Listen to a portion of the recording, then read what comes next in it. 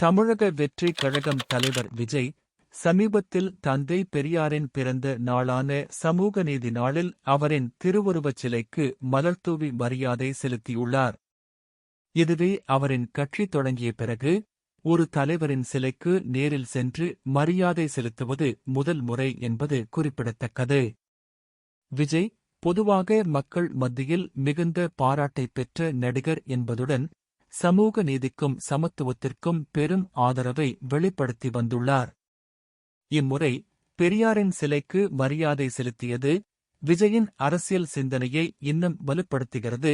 அவரின் கொள்கைகளை கொண்டாடும் வகையில் விஜய் இச்செயலால் தன்னை ஒரு சமூக நீதி போதனையாளராக காட்டியிருக்கிறார்.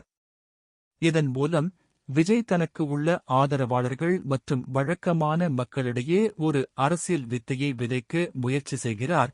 விஜய் அரசியலுக்கு வந்த பிறகு மக்களிடம் நீண்ட காலம் தோன்றிய அரசியல் மாற்றத்தை ஏற்படுத்துவதற்கு முயற்சித்து வருகிறார். இந்த செயல் அவரின் வழிமுறையை சமூக நீதிக்கான வலியுறுத்தலாகவும், அவரது அரசியல் உத்திகளை வெளிப்படுத்தும் ஒரு முக்கியமான தருணமாகவும் விளங்குகிறது. இன்னொரு பக்கம், இயக்குனர் மோகன் ஜி. விஜயின் இந்த முயற்சியால் வருத்தமடைந்துள்ளார்.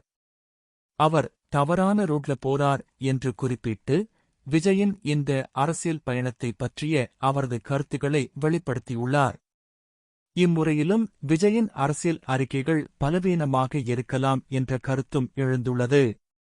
சமீப காலமாக விஜய் மக்கள் மத்தியில் வெகுஜன ஆதரவை பெற்றுள்ளார்.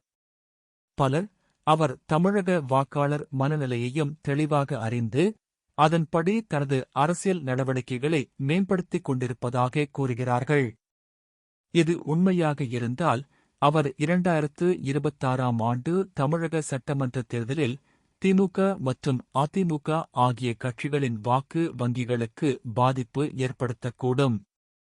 குறிப்பாக, அவர் 10 முதல் 12% வரை வாக்கு சதவீதத்தை பெற்றால், அடுத்த அரசு அமைப்பதில் ஒரு முக்கியமான கிங் மேக்கர் ஆவார் என்ற நம்பிக்கையும் பரவலாக உள்ளது. என்றாலும், இது எளிதான காரியம் அல்ல. விஜய் அரசியலில் புதியவர் என்பதுடன், நாட்டின் முக்கிய கட்சிகளின் எதிர்ப்புகள் மற்றும் ஒழுங்குமுறைகளை எதிர்கொள்ள வேண்டும்.